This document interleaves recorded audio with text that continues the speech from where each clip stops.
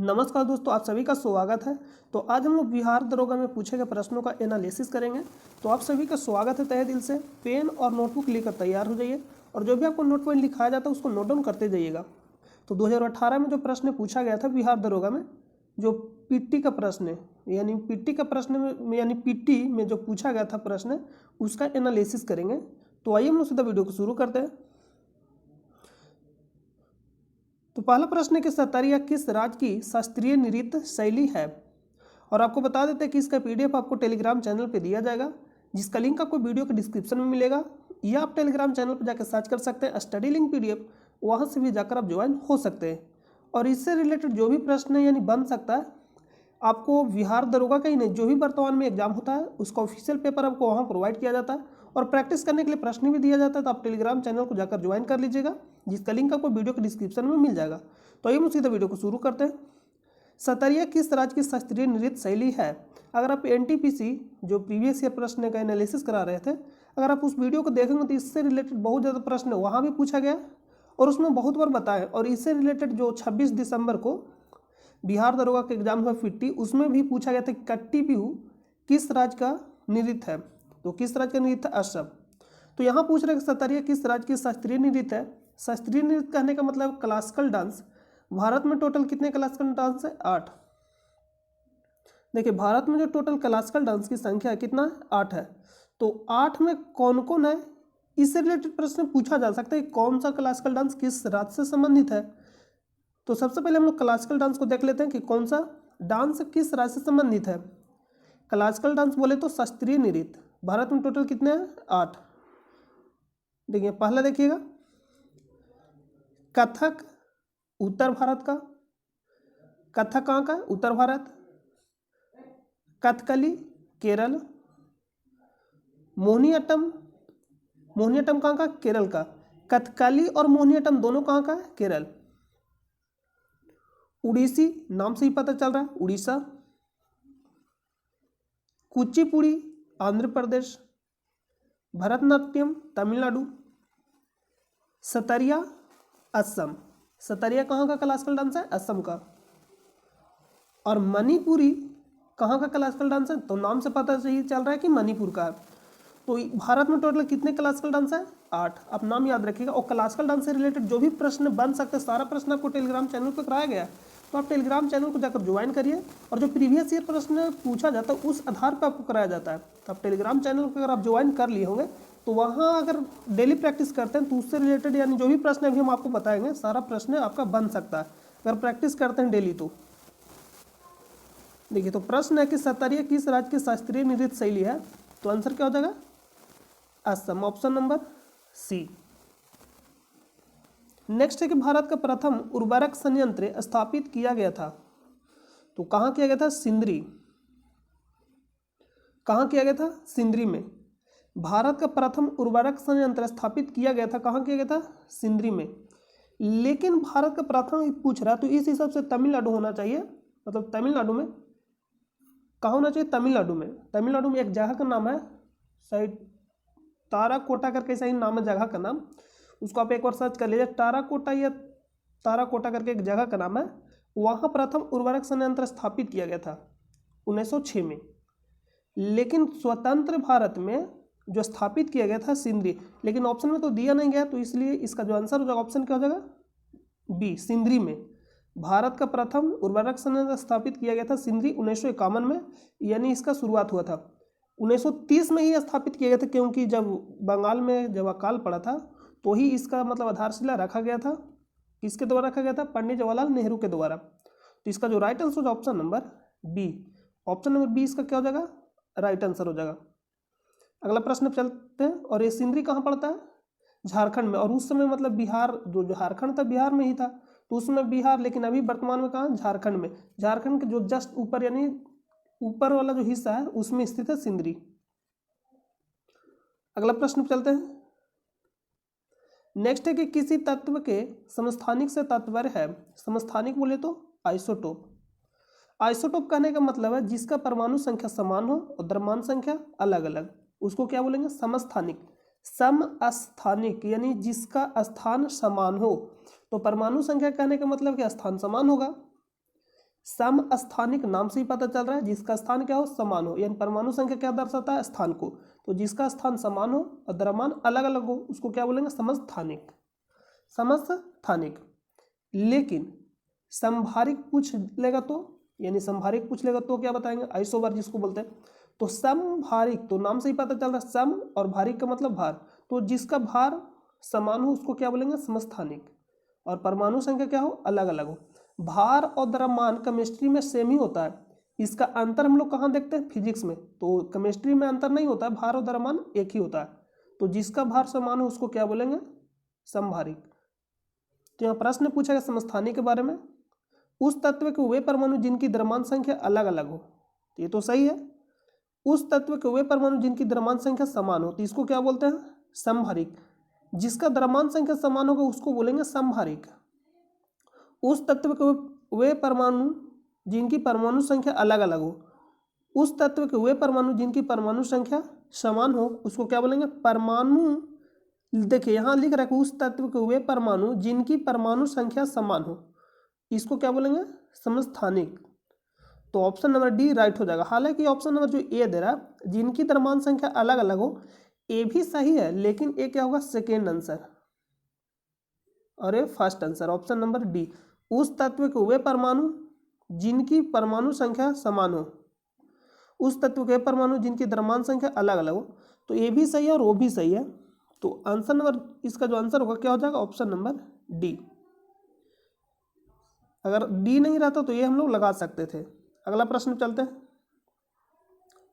आप याद रखिएगा समस्थानिक कहने का मतलब जिसका परमाणु संख्या समान और द्रव्यमान संख्या अलग अलग। निम्नलिखित में से किस सिख गुरु ने गुरुमुखी लिपि की शुरुआत की।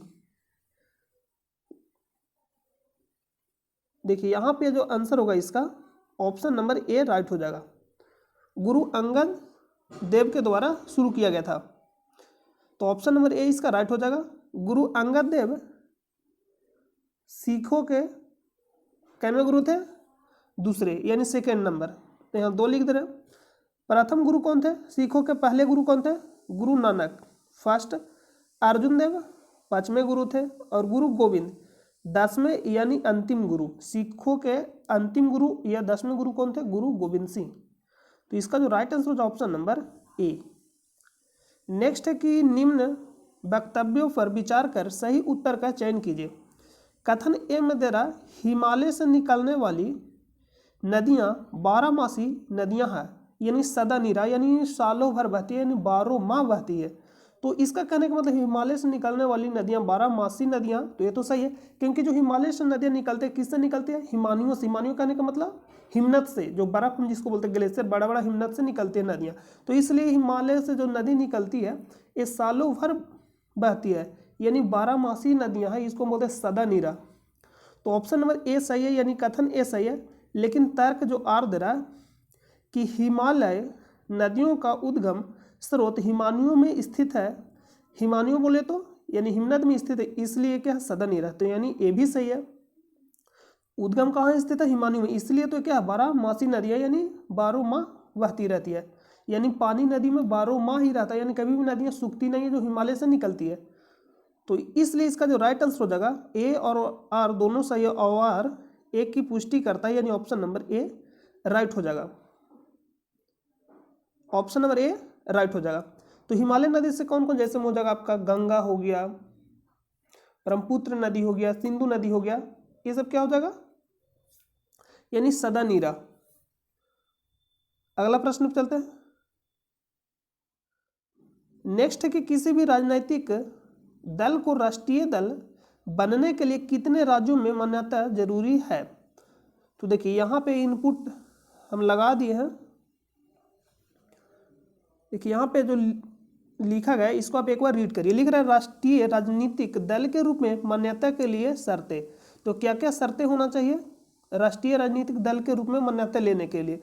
तो शर्तें में कि किसी राजनीतिक दल को राष्ट्रीय दल के रूप में तब मान्यता दी जाएगी जब वह निम्नलिखित अर्हताओं में से किसी एक को पूरा करता हो, यानी किसी भी एक को अगर पूरा करता है तो उसको क्या मिल जाएगा, राष्ट्रीय दल का मान्यता मिल जाएगा। तो क्या क्या होना चाहिए, अर्हता मतलब योग्यता, जैसे मैं लिख रहा है लोकसभा चुनावों में कुल लोकसभा सीटों की 2 प्रतिशत यानी 11 सीटों पर जीत हासिल करता हो तथा ये सीटें कम से कम 3 अलग अलग राज्यों से होना चाहिए, यानी 2% सीट पर जीत और ये जो सीट होना चाहिए 3 अलग अलग राज्यों से हो। ये तो पहला हो गया। नेक्स्ट है कि लोकसभा या राज्यों के विधानसभा चुनावों में से 4 अलग अलग राज्यों से कुल वैध मतों के 6% मत प्राप्त करें तथा इसके अतिरिक्त 4 लोकसभा सीटों पर जीत दर्ज करे। नेक्स्ट है कि यदि कोई दल 4 या इससे अधिक राज्यों में राज्य स्तरीय दल के रूप में मान्यता प्राप्त करे। फिर से इसको रीड करिए। देखिए लिख रहा है यदि कोई दल 4 या इससे अधिक राज्यों में राज्य स्तरीय दल के रूप में मान्यता प्राप्त करे तो क्या मिल जाएगा, राष्ट्रीय दल का मान्यता मिल जाएगा। अब ऑप्शन पे हम लोग चलते हैं। देखिए ऑप्शन लिख रहे हैं किसी भी राजनीतिक दल को राष्ट्रीय दल बनने के लिए कितने राज्यों में मान्यता जरूरी है, कम से कम 4। तो ऑप्शन नंबर ए राइट हो जाएगा। देखिए लास्ट में आपको बताएं, देखिए लिख रहा है यदि कोई दल 4 या इससे अधिक यानी कम से कम 4। नेक्स्ट प्रश्न चलते हैं। निम्नलिखित में से किस क्षेत्र में भारत में प्रथम सहकारी आंदोलन का आरंभ हुआ था। तो आपको मालूम है कि भारत जो है कैसा देश है, किसानों का देश है। यानी भारत, अगर महात्मा गांधी से पूछा गया था कि भारत कहाँ बसता है तो महात्मा गांधी का जवाब था गांव में। तो ऐसा महात्मा गांधी क्यों बोले, क्योंकि भारत एक कृषि प्रधान देश है और किसान गांव में रहते हैं, इसलिए जो भारत है गांव में बसता है। इसलिए भारत है जो कहाँ बसता है, गांव में बसता है। तो आपको मालूम होगा कि जब भारत कृषि प्रधान देश है तो सबसे ज्यादा किस पे निर्भर होगा, कृषि पे, यानी कृषि से रिलेटेड। तो ये जो प्रश्न पूछा जा रहा है कि निम्नलिखित में से किस क्षेत्र में भारत में प्रथम सहकारी आंदोलन का आरंभ हुआ, प्रथम सहकारी आंदोलन का आरंभ हुआ। सहकारी का मतलब क्या होता है, तो देखिए सहकारी का मतलब होता है, ये NCERT का बुक में से लिया गया स्क्रीनशॉट है। लिख रहा है सहकारी शब्द का अर्थ साथ मिलकर कार्य करना। सहकारी शब्द का अर्थ क्या होता है, साथ मिलकर कार्य करना। तो प्रथम सहकारी आंदोलन का आरंभ हुआ था, यानी किस क्षेत्र में हुआ था, कृषि ऋण, खेती की गतिविधियां, सहकारी उपभोक्ता, कृषि विपणन। तो इसका जो right answer option number A कृषि ऋण। ऑप्शन नंबर ए इसका राइट हो जाएगा, कृषि ऋण। नेक्स्ट प्रश्न है कि नीमू बाजगो नामक बांध निम्नलिखित में से कौन सी नदी पर स्थित है। नीमू बाजगो नामक बांध निम्नलिखित में से कौन सी नदी पर स्थित है। तो इसका जो राइट आंसर हो जाएगा सिंधु नदी। ऑप्शन नंबर ए इसका राइट आंसर हो जाएगा। और सिंधु नदी का उद्गम स्थल कौन सा है, मानसरोवर झील। मानसरोवर झील से 3 नदी निकलती है, एक सिंधु नदी, सतलज नदी और एक ब्रह्मपुत्र नदी। तो ब्रह्मपुत्र नदी पश्चिम साइड से ब्रह्मपुत्र नदी पूर्व साइड से निकलती है और सिंधु नदी पश्चिम साइड से और सतलज नदी यानी दक्षिण साइड से। राक्षसताल झील है उसी का मतलब ही हिस्सा है। तो आप इसको याद रखें, ऑप्शन नंबर ए इसका राइट हो जाएगा। ऑप्शन नंबर ए राइट हो जाएगा। नेक्स्ट है कि किसी वस्तु की कीमत में वृद्धि से क्या अभिप्रेरित है। किसी वस्तु की कीमत में वृद्धि से क्या अभिप्रेरित है। अगर यानी किसी वस्तु की कीमत में वृद्धि हो जाता है तो उससे क्या क्या मतलब हो सकता है। तो इसका कहने का मतलब वस्तु में वृद्धि होगा तो वस्तु का तो दाम बढ़ेगा ही बढ़ेगा, लेकिन जो मुद्रा का वैल्यू है वो क्या हो जाएगा, कम हो जाएगा। देखिए मुद्रा का रेट और वस्तु का रेट दोनों अलग है।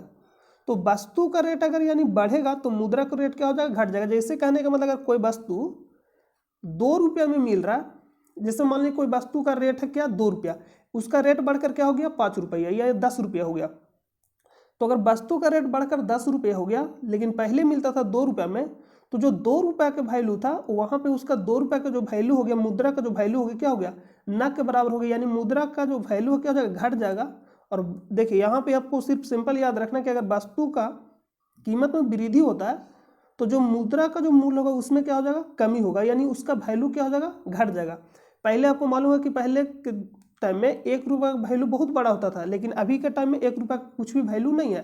तो क्या हो गया, मतलब कहने का मतलब कि वस्तु का मूल्य बढ़ता है तो मुद्रा का मूल्य क्या होगा, घटेगा। तो किसी वस्तु की कीमत में वृद्धि से क्या अभिप्रेरित है? केवल मुद्रा के मूल्य में वृद्धि, केवल मुद्रा के मूल्य में गिरावट, केवल वस्तु के मूल्य में वृद्धि, केवल वस्तु के मूल्य में वृद्धि, या मुद्रा के मूल्य में गिरावट और वस्तु के मूल्य में वृद्धि। यानी वस्तु के मूल्य में वृद्धि होगा तो मुद्रा के मूल्य में क्या होगा? गिरावट आएगा। यानी option number D, option number D इसका क्या हो जाएगा? राइट आंसर हो जाएगा। नेक्स्ट, निम्नलिखित में से कौन सी पार्टी या संगठन डॉक्टर अंबेडकर द्वारा स्थापित नहीं किया गया था?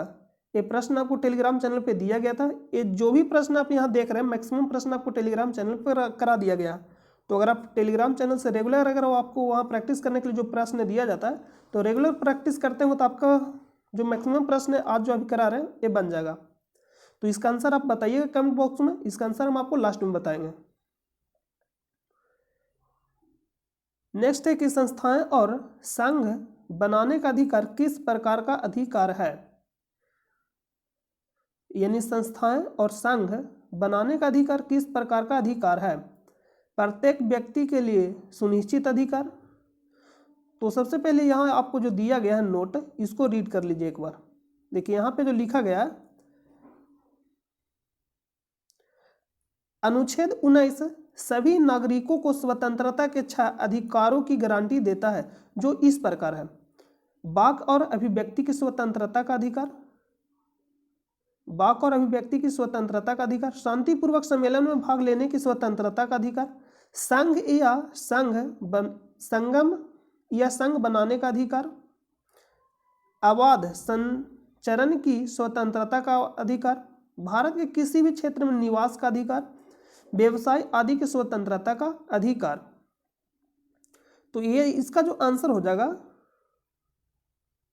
देखिए प्रश्न में जो ऑप्शन दिया गया, प्रत्येक व्यक्ति के लिए सुनिश्चित अधिकार, केवल नागरिकों के लिए सुनिश्चित स्वतंत्रता का अधिकार। तो इस प्रश्न का जो आंसर होना चाहिए option number B, option number B इसका राइट आंसर होना चाहिए, नागरिकों के लिए सुनिश्चित स्वतंत्रता का अधिकार, यानी ऑप्शन नंबर बी इसका राइट हो जाएगा। जीवन और दैहिक स्वतंत्रता का अधिकार, अनुच्छेद 21, जीवन और दैहिक स्वतंत्रता का अधिकार, अनुच्छेद 21। नेक्स्ट प्रश्न पे चलते हैं, और यहां पे लिखा है कानून के समझ समानता का अधिकार, जिसको मतलब विधि के समझ समानता का अधिकार, अनुच्छेद 14। नेक्स्ट जो प्रश्न है, ओजोन छेद से क्या तात्पर्य है? ओजोन परत में छेद। तो ओजोन छेद कहने का मतलब है कि ओजोन परत जो है जिसका मोटाई है, ओजोन परत का जो मोटाई है वो क्या हो जाएगा? कम हो जाएगा, यानी पतला हो जाएगा। छेद कहने का मतलब उसमें छेद नहीं होता, उसका जो मोटाई है क्या हो जाता है? कम जाता है। और ओजोन परत स्थित कहाँ? समताप मंडल में। और एक किससे बचाव करता है? पराबैंगनी किरण से। क्षोभ मंडल, तो क्षोभ मंडल तो आंसर होगा नहीं, ऑप्शन नंबर ए भी नहीं होगा। समताप मंडल में ओजोन परत की मोटाई कम होना, तो ऑप्शन नंबर सी राइट हो जाएगा। ओजोन परत स्थित कहाँ? समताप मंडल में। छिद्र कहने का मतलब है कि उसका मोटाई में कमी होना, तो ऑप्शन नंबर ए इसका, ऑप्शन नंबर सी राइट हो जाएगा। नेक्स्ट है कि संयुक्त राष्ट्र संघ दिवस कब मनाया जाता है? संयुक्त राष्ट्र संघ दिवस कब मनाया जाता है? यूएन, जिसको हम क्या बोलते हैं? UN, United nation. United nation का स्थापना कब हुआ था? 24 अक्टूबर को, इसलिए 24 अक्टूबर को संयुक्त राष्ट्र संघ दिवस मनाते हैं। तो ऑप्शन नंबर ए इसका राइट हो जाएगा। और ये प्रश्न एनटीपीसी में मैक्सिमम जो प्रश्न पूछा गया वही प्रश्न यहाँ रिपीट हो रहा है। ये 24 अक्टूबर,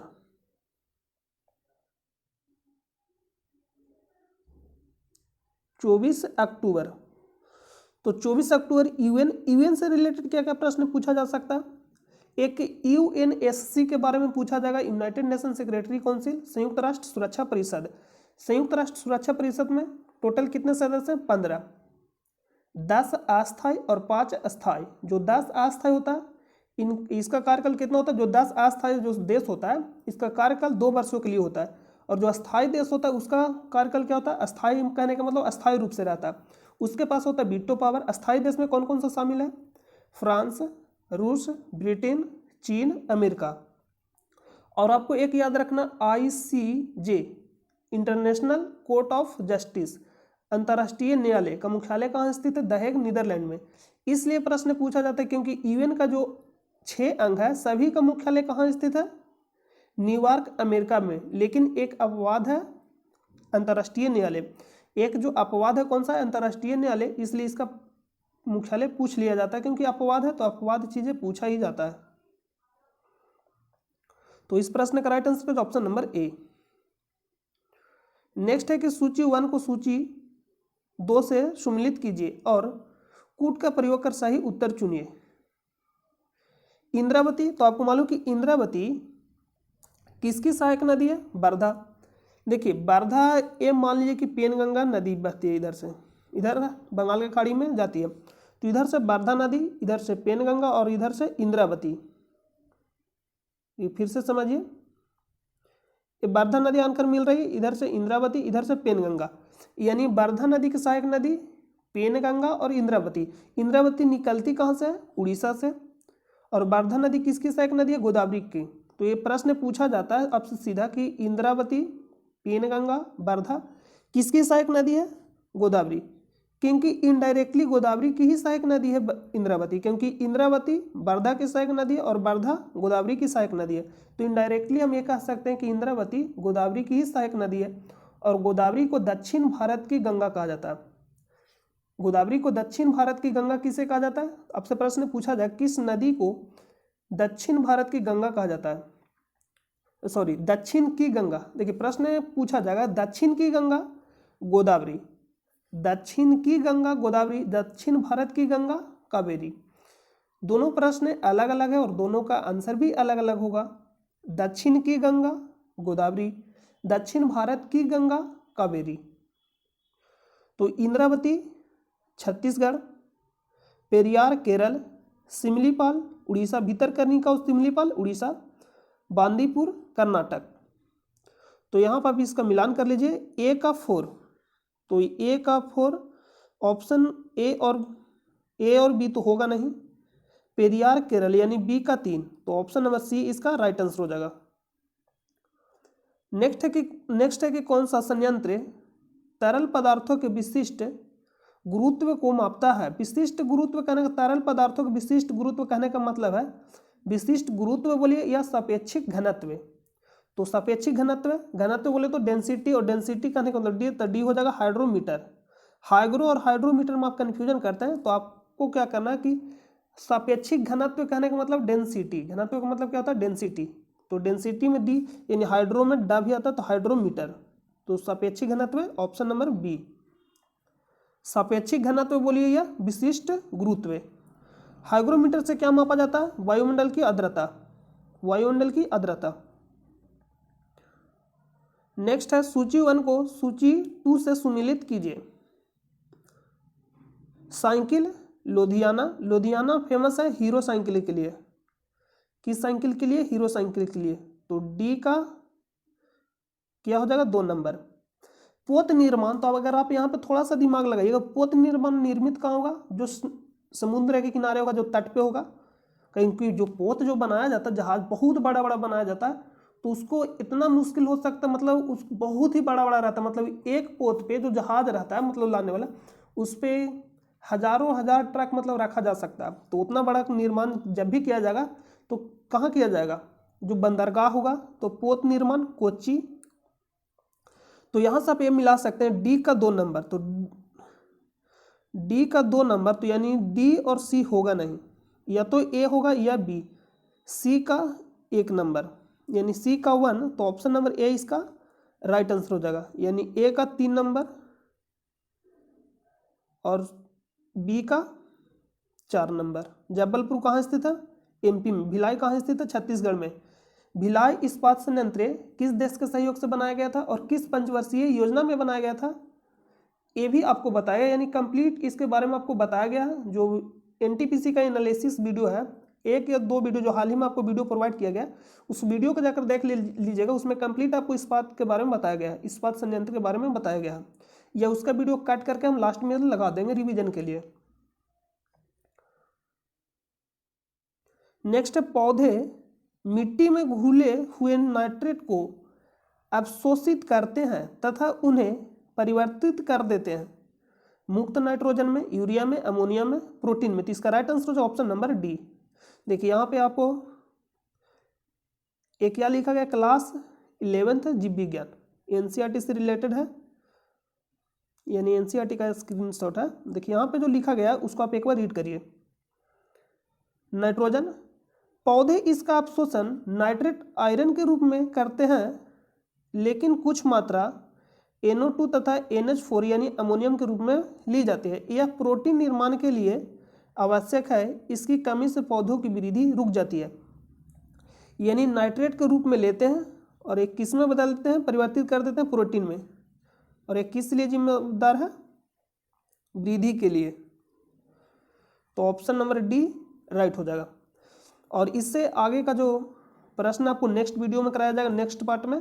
तो आज के लिए हम लोग इस वीडियो को यहीं रोकते हैं, और इसका PDF आपको टेलीग्राम चैनल पर प्रोवाइड कर दिया जाएगा। तो आप टेलीग्राम चैनल को जाकर ज्वाइन कर लीजिएगा, और वहाँ आपको प्रैक्टिस करने के लिए प्रश्न भी दिया जाता है। तो मिलते हैं नेक्स्ट वीडियो में, तब तक के लिए अपना ख्याल रखिए। जय हिंद, जय भारत। कौन कौन सा राज है? ये जो आप राज देख रहे हैं, कौन सा राज है? पश्चिम बंगाल। राज मालूम रहना चाहिए, ये कौन सा है? उड़ीसा, ये झारखंड है, और ये छत्तीसगढ़ है। तो इतना तो आपको मालूम होगा। यहाँ पे सबसे ऊपर में देखिएगा, तो यहाँ पे स्थित है, क्या स्थित है? बोकारो। यहाँ पे क्या स्थित है? बोकारो। तो यहाँ पे आप नोट डाउन करते जाइएगा। हम नंबरिंग कर देते हैं, यानी अपना मन से। नंबरिंग करने का मतलब सीरियल में नहीं है, हम सिर्फ नंबरिंग कर देते हैं लोकेशन यानी बताने के लिए। तो इसको हम नंबरिंग 1 कर देते हैं, तो आपको याद रहेगा कि 1 पे क्या है, यानी हम बताएंगे तो आप समझ जाइए 1 यानी बोकारो। हम अपना मन से इसको नंबरिंग कर देते हैं, इसको 1 दे देते हैं। क्या है? बोकारो इस्पात संयंत्र कहाँ स्थित है? झारखंड में। ये राज्य का नाम क्या है? झारखंड। तो झारखंड भी लिख लीजिएगा पूरा, अब पूरा नाम लिखिएगा बोकारो। यहाँ पे अगर आप ध्यान से देखिएगा, यहाँ पे स्थित है दुर्गापुर। यहाँ पे स्थित है दुर्गापुर इस्पात संयंत्र। यहाँ पे अगर आप ध्यान से देखिए, यहाँ पे इस वाले एरिया में रौरकेला, यहाँ पे क्या स्थित है? रौरकेला इस्पात संयंत्र। और जस्ट छत्तीसगढ़ के यानी बीच में मान लीजिए यहाँ पे इस साइड कौन सा स्थित है? भिलाई। कौन सा स्थित है? भिलाई। तो 4 इस्पात संयंत्र आपसे पूछा जाएगा, 4 ही पूछा जाएगा, 4 ही से कोई प्रश्न बन सकता है।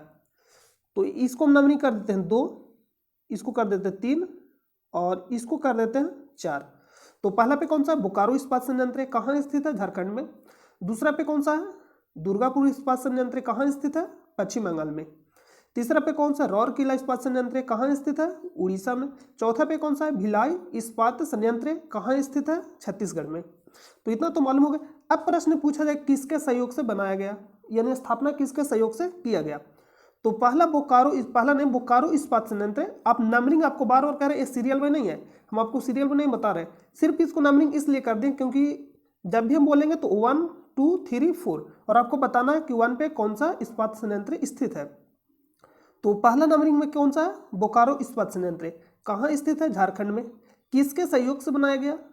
ब्रिटेन के सहयोग से बनाया गया। किसके सहयोग से बनाया गया? ब्रिटेन नहीं, देखिए यहाँ पे रूस नाम लीजिएगा, इसको रूस करिएगा, कलर चेंज कर लेते हैं। किसके सहयोग से बनाया गया? रूस के सहयोग से बनाया गया। यहां पे नाम लिख दीजिएगा रूस। किसके सहयोग से बनाया गया? रूस के सहयोग से। एक किसके सहयोग से बनाया गया? ब्रिटेन के सहयोग से। ये किसके सहयोग से बनाया गया? ब्रिटेन के सहयोग से। जर्मनी के सहयोग से। रौरकेला इस्पात संयंत्र किसके सहयोग से बनाया गया? जर्मनी के सहयोग से।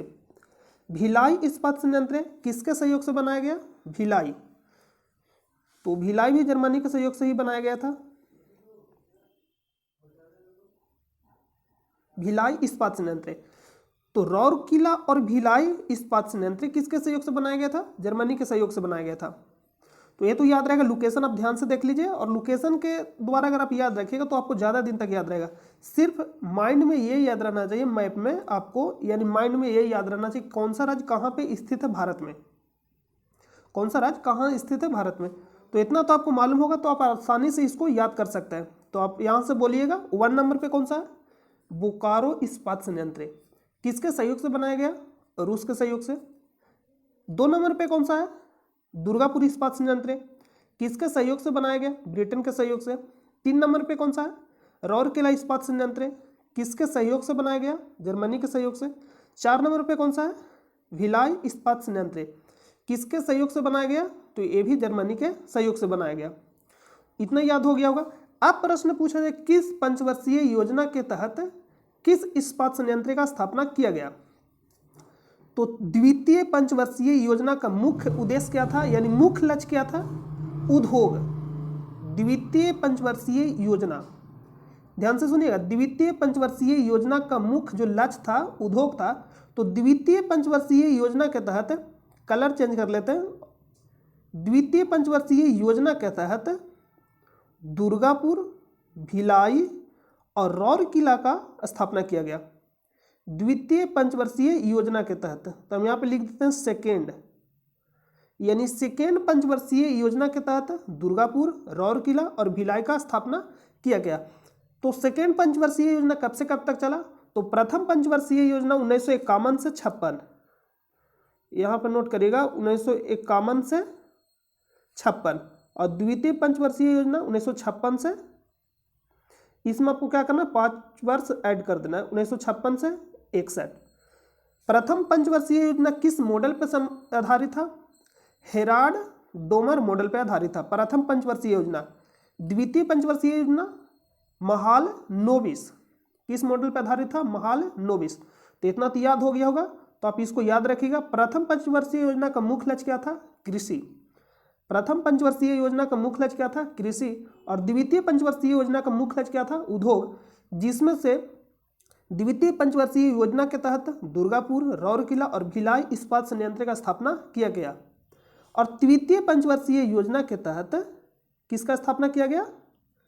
तृतीय पंचवर्षीय योजना के तहत किसका स्थापना किया गया था? थर्ड पंचवर्षीय योजना के तहत बोकारो इस्पात संयंत्र का स्थापना किया गया था। किस देश के सहयोग से? रूस के सहयोग से किया गया था। कहाँ? झारखंड में। इतना याद हो गया होगा तो थम्स अप कर दीजिएगा कि आपको याद हुआ कि नहीं, और नोट इसको कर लीजिएगा। तो यह प्रश्न पूछा गया, भारत में बोकारो इस्पात संयंत्र की स्थापना 1964 में खालिस्तान ने किस देश के सहयोग से की गई थी? तो आंसर क्या हो जाएगा? ऑप्शन नंबर ए, सोवियत संघ, रूस। कोष्ट में यहाँ पे कर लीजिएगा रूस। तो इसका राइट आंसर क्या हो जाएगा? Option number A. ब्रिटेन के सहयोग से किसका स्थापना किया गया? दुर्गापुर इस्पात संयंत्र। जर्मनी के सहयोग से भिलाई और राउरकेला। लोकेशन भी आप जान गए होंगे कि कहाँ कहाँ स्थित है, तो इसको आप नोट कर लीजिएगा। अगला प्रश्न